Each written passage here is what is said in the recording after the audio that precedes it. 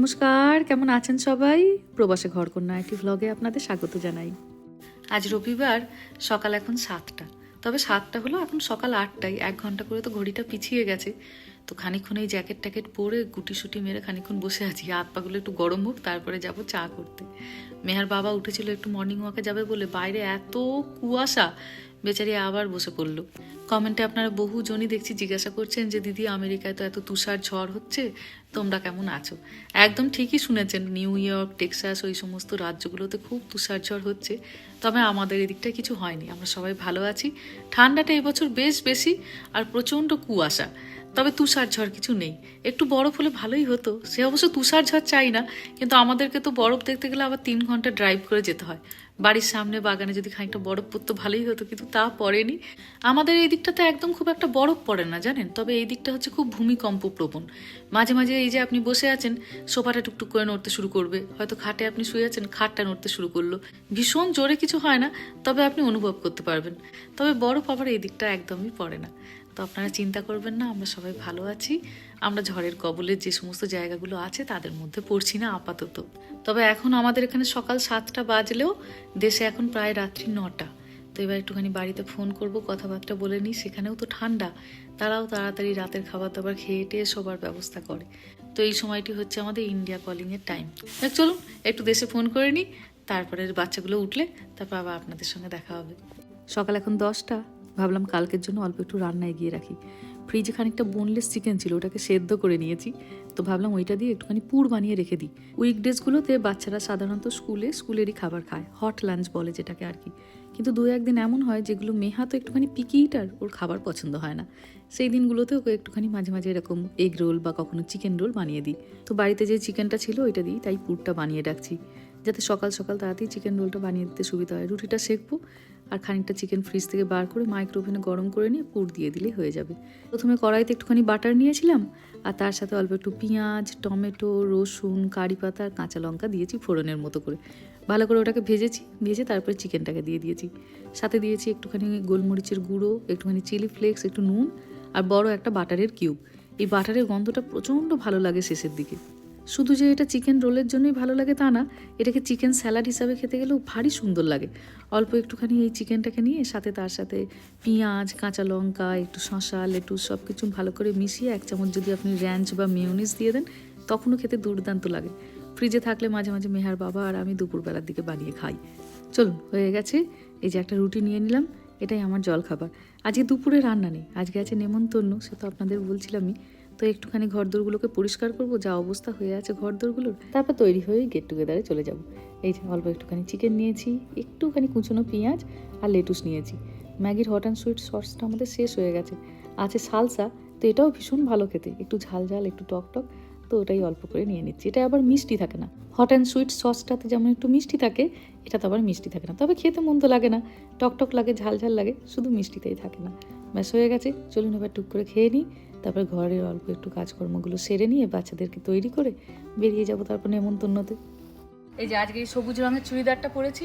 চুড়িদারটা যদিও আপনারা দেখেছেন, যখন সে এসেছিল কুরিয়ারে করে, তখন আপনাদের দেখিয়েছিলাম, কিন্তু তারপরে তো আর পরা হয়নি। এই আজকে পরে যাচ্ছি, কিন্তু খুবই ঠান্ডা লাগছে। এই যে এবার জ্যাকেটটা পরে নেব।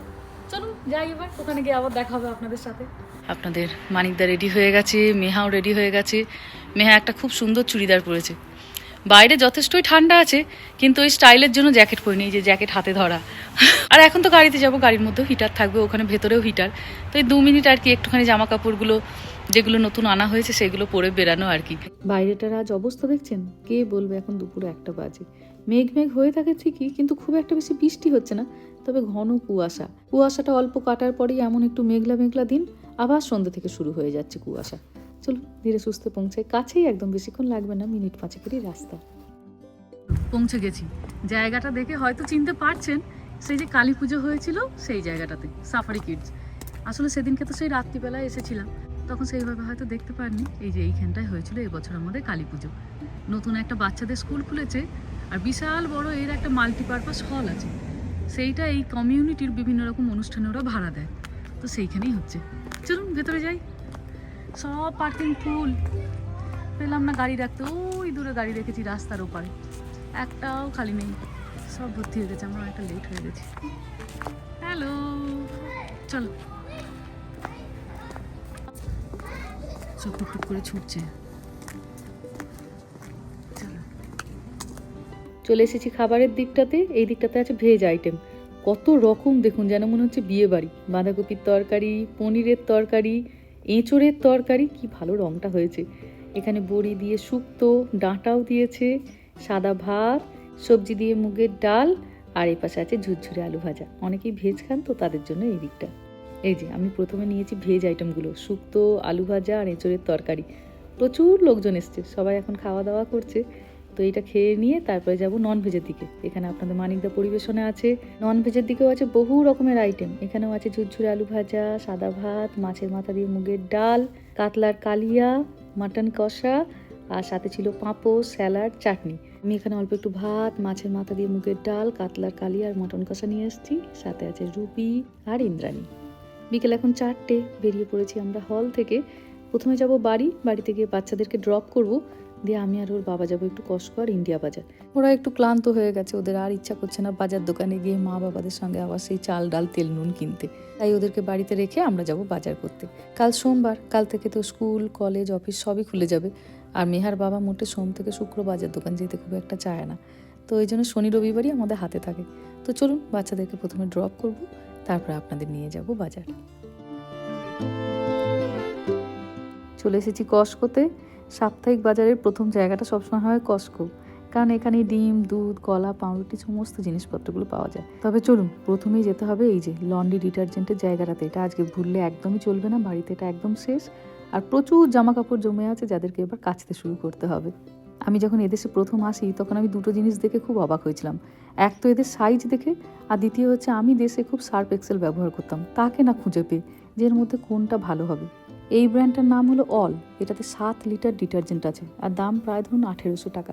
এটা শুধু এইটা নয়, প্রায় সবগুলোতেই এরকম বেশি বেশি করেই ডিটারজেন্ট থাকে, 7 লিটার 8 লিটার এইরকম। দামও একটু বেশি হয়, কিন্তু দামের থেকেও বড় কথা হচ্ছে প্রথম যখন আমরা 3জন এখানে এসেছিলাম তখন ভাবতাম কি করবো এই এত ডিটারজেন্ট নিয়ে। প্রথম আমরা যখন এদেশে আসি এই টাইডটা নিয়েছিলাম, কারণ টাইডটাকে আমি আমাদের দেশেও দেখেছিলাম, 2-1বার ব্যবহারও করেছিলাম। তবে অলের থেকে টাইডের দামটা আবার আরও বেশি। এটাই আছে 4 লিটার, কিন্তু দাম সে 1800 টাকায়। আর এটা হচ্ছে গিয়ে অ্যারোমা বুস্টার, মানে কাছাকাছি সময় দিলে জামা কাপড় থেকে ভালো গন্ধ বেরাবে। এখানে গেন বলেও আবার একটা পাওয়া যায়, এটাও খুব ভালো। তবে এগুলো সবই লিকুইড ফর্মে। তাছাড়া এখানে আবার বিক্রি হয় পডস, মানে ছোট্ট ছোট্ট বালিশের মতো দেখতে হয়। লিকুইডের বদলে অনেকে আবার এই পডসটাও ব্যবহার করেন। বাচ্চাদের যখন আপনি ধরুন প্রথম লন্ড্রি করা শেখাচ্ছেন তখন এই পডসগুলো খুব কাজে, কারণ লিকুইডটা এদিক ওদিক ছড়িয়ে যেতে পারে। কিন্তু পডস হচ্ছে ছোট্ট মতো একটা বালিশের মতো, ছোট্ট মতো বলতে পারেন একটা নুনের পুঁটলি। তো যেখানে ডিটারজেন্টটা দিতে হয় সেখানে ওই পডসটা দিয়ে দিলে সুন্দর কাঁচা হয়ে যায়। তবে এই পডসের দামটা আবার একটু বেশি লিকুইডের থেকে। এটাতে যেমন টাইডের 104টা পডস আছে, দাম আপনার $27, মানে প্রায় ধরুন $2500 টাকা, কিন্তু $5 ছাড় আছে। $5 মানে প্রায় ধরুন 450 টাকা কম। আর ওই লিকুইড সাবান বা পডস ছাড়াও এখানে আবার পাওয়া যায় ডিটারজেন্ট পাউডারও। আমরা যখন দেশে থাকতাম ধরুন প্রায় বছর 10 আগে, তখন বেশি দেখতাম এই পাউডারটাই ব্যবহার হতো, সার্ফ এক্সেলের পাউডার, সাদা রঙের পাউডার, আর তার সাথে নীল নীল কিছু একটা গুঁড়ো থাকতো। তো এখানে এই যে এইগুলোতে আছে পাউডার, তবে অনেকটা করেই থাকে, প্রায় ধরুন 4-5 কেজি করে থাকে এক একটা বক্সে। পাউডারই নিন বা পডসই নিন বা লিকুইড সাবানই নিন, মোটামুটি দেখি 2-3 মাস আরামসে চলে যায়। আমি টাইডের একটা লিকুইড সাবান নিলাম, এই মোটামুটি আমারও 2-3 মাস চলে যাবে। আর এই বস্তাটা একবার দেখুন, এটাতে আছে কতটা দেখুন, 22 পাউন্ড, প্রায় ধরুন 10 কেজি মতো থাকবে। আর দাম হচ্ছে $17। $17 মানে প্রায় ধরুন ওই 1500 টাকা মতো। যাদের ধরুন অনেক বড় ফ্যামিলি বা লন্ড্রি বিজনেস আছে তারা হয়তো নিয়ে যায়। এই যে এখানে লেখা আছে 10 কেজি। এখানে যেহেতু রোজের বাজার দোকান আসা নেই, এইরকম একটা নিয়ে চলে গেলে সুবিধাও হয়। মোটামুটি আপনার 2-3 মাস আর ফিরে দেখাতে হয় না, এই একবার আসা তারপরে নিয়ে চলে যাওয়া। বাচ্চাদের জামা কাপড় কাচার জন্য আবার আলাদা রকমের ডিটারজেন্ট পাওয়া যায়, সেগুলো খুব মাইল্ড হয়।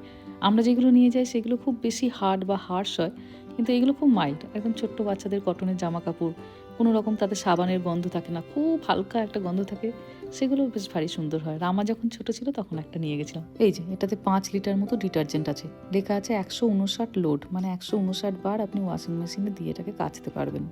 এক ওয়াশিং মেশিন যদি প্রতিদিনও কাচেন তাহলে মোটামুটি 5 মাস চলে যাবে। চলে এসেছি মাছের দিকে। এখান থেকে স্যামনের একটা ফিলে নেবো। জিনিসপত্রের প্রত্যেকেরই দাম বেড়ে গেছে। এখানে কাটা রয়েছে বিভিন্ন রকমের ফল, অনেকেরই ফল কেটে খাওয়ার সময় হয় না, তারা এরকম বক্স তুলে নিয়ে চলে যায়। আর এই দিকটাতে রাখা আছে স্যালাড, কসকোর এরকম রেডিমেড স্যালাড প্রচণ্ড বিক্রি হয় আর খেতেও হয় খুব ভালো। এদিকের বক্সগুলোতে আছে মাছ মাংস, যেগুলোতে একদম মশলা মাখিয়ে রেডি করা আছে। জাস্ট আপনাকে বাড়ি নিয়ে যেতে হবে আর ওভেনে ঢুকিয়ে দিলে রেডি। এগুলো মনে হচ্ছে সুশি, এগুলো আমি কখনো খাইনি, তবে একবার নিয়ে যাওয়ার ইচ্ছা আছে। এসেছি একটু ফলমূলের দিকে, নিলাম একটুখানি কলা, বাচ্চারা প্রত্যেক দিন একটা করে কলা খায়। নেব একটা স্ট্রবেরি, স্ট্রবেরিরও একটা প্যাকেট তোলা হয়েছে, ওটা স্মুদির জন্য, কিন্তু ফল হিসাবে খেতে গেলে আপনাকে তো এরকম বক্সই নিতে হবে। ফ্রোজেনগুলো তো খাওয়া যায় না, দাঁত ভেঙে যাবে একদম, সেগুলো বরফের মতো শক্ত। নিলাম একটা চইয়ের বক্স, এটা আমরা মাঝে মাঝে নিয়ে যাই, একবার আপনাদেরকে রান্না করে দেখিয়েওছিলাম, সেইভাবেই মাঝে মাঝে খাওয়া হয়। নিয়েছে ওর বাবা একটু ব্লুবেরি, এই জায়গাটাতে শাক পাতাগুলো বেশি পাওয়া যায়। একটা নেওয়া হলো পালং শাকের বক্স, আর একটু নেওয়া হয়েছে গোপালের খেজুর। স্ট্রবেরির পাশে রাখা আছে রাসবেরি, তবে এইটা খুব একটা ছেলেমেয়েরা খেতে চায় না, এর ভেতরে অসংখ্য ছোট্ট ছোট্ট বীজ থাকে, কিন্তু খেতে বেশ ভালো হয়। বেরি গোষ্ঠীরই এ আরেকজন, যেমন স্ট্রবেরি আছে, ব্ল্যাকবেরি আছে, ব্লুবেরি আছে, সেরকমই রাসবেরি। কস্কোর বক্সটা অনেকটা বড়, কিন্তু আমি মাঝে মাঝে সেফওয়ে থেকে ছোট বক্স নিয়ে যাই। এদের সেলফ লাইফটা খুব কম, যতদিন আপনার ব্লুবেরি বা স্ট্রবেরি ভালো থাকে, এ মোটে ততদিন ভালো থাকে না। 2-1 দিনের মধ্যেই আপনাকে সব খেয়ে নিতে হবে, না হলে নষ্ট হয়ে যেতে শুরু করে। এখানে কাটা আম কুচি কুচি করে বিক্রি হচ্ছে, লেখা আছে আবার অর্গ্যানিকও, কী জানি মিষ্টি হবে কিনা এই অসময়। চেরি টমেটো বিভিন্ন রকমের রঙের, এদেশের লোকেরা খাবার দাবারে প্রচুর রকমের রং ব্যবহার করতে পছন্দ করে, বিশেষ করে স্যালাডে। বিভিন্ন রঙের টমেটো, বিভিন্ন রঙের ক্যাপসিকাম, লাল, হলুদ, সবুজ, কমলা, তারপর আপনার বেগুনি রঙের বাঁধাকপি, সবুজ রঙের শশা। যত বেশি আপনি রং খাবার দাবারে অ্যাড করবেন, তত নাকি ক্যান্সারের বলে ঝুঁকি কম। অনেক রকমের টমেটো কস্কোতেও পাওয়া যায়, এগুলো আবার দেখতে কি সুন্দর দেখুন, একদম বোঁটা সমেত। এরা তো খুব একটা রসানো কষানো খাবার আমাদের মতো পারে না, এই টমেটোগুলি এরা পাস্তা তৈরিতে ব্যবহার করে। টমেটো দিয়ে যে পাস্তাটা তৈরি হয়, সেক্ষেত্রে এই টমেটোটা ওরা বেশি ব্যবহার করে। এসেছি একটুখানি এবার পাউরুটির দিকে, একটা হুইট ব্রেড কিনলাম। তাছাড়া এই দিকটাতে আছে বিভিন্ন রকমের কাপ কেক, কুকিজ, মাফিন। গন্ধটাও আসছে এই দিকটায় ভীষণ সুন্দর, একদম সেই বাটারের গন্ধে ভরপুর। তবে কুকি না নিলেও এখান থেকে একটা মুজ কেক নেবো। এটা হচ্ছে রামা মেহা দুজনেরই প্রচণ্ড ভালোবাসার জিনিস, খুব বেশি থাকে না, 6টা করে মাত্র থাকে, তো এইটা একটা নিয়ে নিলাম। মোটামুটি জিনিসপত্র সব নেওয়া হয়ে গেছে, একটু ডিম আর দুধ নিতে হবে, সেটা অন্যদিকে আছে, ওইদিকে গেছে ওর মেহার বাবা নিতে। চলুন, খুব সুন্দর সুন্দর পাজামা এসেছে, একবার দেখি। এই দেখুন কি সুন্দর রঙের পাজামাগুলো এসেছে। শীতকালে এরকম নানা রকমের খুব সুন্দর সুন্দর ফুল হাতা ফুল প্যান্টের পাজামা আসে, গোলাপি রঙের, সবুজ রঙের। সবুজটা কিন্তু বেশ ভালো লাগছে দেখতে। আমি একটুখানি কালোর ওপর খুঁজছি, গত বছর আমি একটা কালোর ওপর নিয়েছিলাম, খুব সুন্দর ছিল। আর ব্যাস, চলে এলাম সব থেকে কষ্টের জায়গায়। এই চাল ডাল আটা তেলের দোকানে কেউ গয়না রাখে বলুন? গয়নার তো লোকের আলাদা দোকান হবে। প্রতি সপ্তাহে এদের এই যে পাশ কাটিয়ে চলে যাওয়া, কি যে ভয়ঙ্কর কষ্টর লোক কোনোদিন তা বুঝলো না। তবে দেখুন দেশে কত বেশি এখন সোনার দাম, এখানে কিন্তু তেমন খুব একটা বাড়েনি। কারণটা আপনারাও জানেন, কারণ এখানে 14 ক্যারেটের সোনা বিক্রি হয়। কি সুন্দর এখন বড় বড় চেন রেখেছে দেখুন, বড় একটা লকেট দিয়ে পরলে ভারী মানাবে। আর এখানে আপনাদেরকে একবার ব্রেসলেটটা দেখাই, দেখে এটা থেকে একদম চোখ সরাতে পারছি না। এই দেখুন কি দুর্দান্ত লাগছে, দাম প্রায় $1200 মতো। $1200 মানে প্রায় ধরুন ওই 1,10,000 টাকা মতো। কিন্তু এটা তো 10 গ্রাম সোনায় হবে না, আর দেশে এখন যা 10 গ্রাম সোনার দাম হয়েছে, সাধারণ মানুষ আর সোনার দিকে তাকাতেও পারবে না। কানেরটাও কি সুন্দর লাগছে দেখুন। কিনি আর না কিনি, এটা যেন একটা নেশা। যখনই কস্কোয় আসি, ওর বাবা ওইদিকে বিল করতে চলে যায়, লাইনে তো দাঁড়াতে হবে অনেকক্ষণ, আমি আর ওই লাইনে না দাঁড়িয়ে থেকে আমি একবারটি এইখানটা চলে আসি, যে নতুন কি এসেছে দেখি। এই হারটাও কি ভালো লাগছে দেখতে। আগে জানেন কস্কোতে এত সোনার গয়না পাওয়া যেত না, হিরে থাকতো এদের প্রচুর, কিন্তু সোনা থাকতো খুব কম। কিন্তু দিনকে দিন ওদের এখানে এত বেশি সোনার জিনিসপত্র আনছে, আমরাও দেখে অবাক। যে সমস্ত জায়গাতে এশিয়ান কমিউনিটি বেশি, আমার মনে হয় সেখানে সোনাটা এনারা বেশি রাখছেন। এদেশের লোকেরা এতটা বেশি সোনা পড়েন না, ওনারা খুব হিরে পছন্দ করেন। সবারই হাতে মোটামুটি একটা করে হিরের আংটি দেখা যায়, কিন্তু সোনা তো আমরা বেশি এশিয়ানরা পড়ি, তো ওই জন্য মনে হয় এখানে বেশি। ব্রেসলেটগুলোও দেখুন কি ভালো লাগছে, একদম ঝলমল ঝলমল করছে। ডান দিকের দুটো হোয়াইট গোল্ডের ওপরে হিরো বসানো, আর বাঁ দিকেরটাতে ইয়েলো গোল্ডের ওপর। এখানে আবার 2 রকমের সোনা হয়, একটা সাদা সোনা, একটা হলুদ সোনা। এদেশের লোকেরা বেশি সাদা সোনাটা পছন্দ করে, কিন্তু আমরা একটু হলুদ সোনাটা বেশি পছন্দ করি। কস্কোর এই সেকশনটাতে প্রচুর যে গয়না থাকে তা না, কিন্তু যেটুকু থাকে বেশ সুন্দর। দেখুন আবার হিরের চুড়ি, $2,200 মতো দাম, মানে প্রায় ধরুন 2 লাখ টাকা মতো। এই চেনটা একবার দেখুন, এটা কিন্তু 14 ক্যারেটের নয়, এটা আবার 18 ক্যারেটের। $3,700 মতো দাম চেনটার, প্রায় ধরুন 3.5 লাখ টাকা। কিন্তু দেশে 3.5 লাখ টাকায় এমন চেন তো পাওয়া যাবে না, কিন্তু সেখানে আবার 22 ক্যারেট সোনা। বিকালে আসা হয়েছিল একবার কস্কোয়, টুকটাক জিনিসপত্র সমস্ত কিছু নেওয়া হলো। এই যে কস্কো, এবার যাবো আমরা একটুখানি ইন্ডিয়া বাজার, তাই তো? বলছি এবার যাবো একটু ইন্ডিয়া বাজার।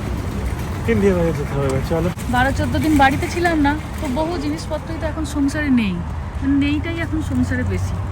তো এই জন্য এবার বাজার দোকানগুলো সব করতে হবে। একদিন পরে তো স্কুল খুলে যাবে, অফিস খুলে যাবে, আর তো বাজার দোকান আসা একটু মুশকিল। আমার তো বাড়ি আরেকজন সদস্য নিয়ে যাচ্ছে, দেখো। এই যে আজকে একটা গাছ কিনলাম, দেখুন, নেকটারিনের। একটি আছে, তার সঙ্গী খুঁজে পাওয়া যাবে বলো। হ্যাঁ ঠিক কথা, একটা গাছ আছে নেকটারিনের, আরেকটা তার সঙ্গী নেই আমরা।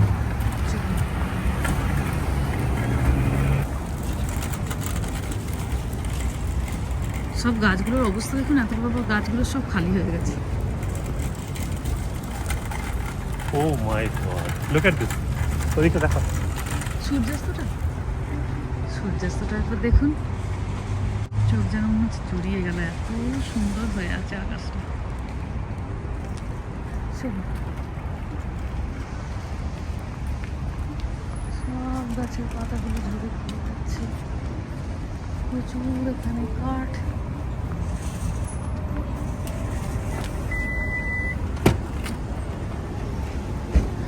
নেওয়া হয়েছে একটা গাছ, ডাম্পলিংস, ফ্রোজেন স্ট্রবেরি, এমনি স্ট্রবেরি, টাওয়াল, ঠাকুরের জল। এই দেখো, তুমি ডিম নিয়েছো, একটা ডিম কম কি বলো? দাও। ভেঙে যাবে তো সেটা মাঝখানে দিয়ে হবে। সন্ধ্যা এখন 6টা, ধরলাম এবার বাড়ির পথ। আকাশটা কি অপূর্ব সুন্দর হয়ে আছে দেখুন। আমাদের ওই দিকটাতে খুব একটা বেশি অ্যাপার্টমেন্ট দেখতে পাওয়া যায় না, তবে এই দেখুন বাঁ দিকে বেশ কিছু অ্যাপার্টমেন্ট। আর ডান দিকে যে বাগানটি দেখতে পাচ্ছেন, ওটি হচ্ছে সেই কাঠবাদামের বাগান। সেই খুব সুন্দর ফুল ফুটবে আর কদিন পরে, তখন আপনাদের নিয়ে আসবো সাথে করে।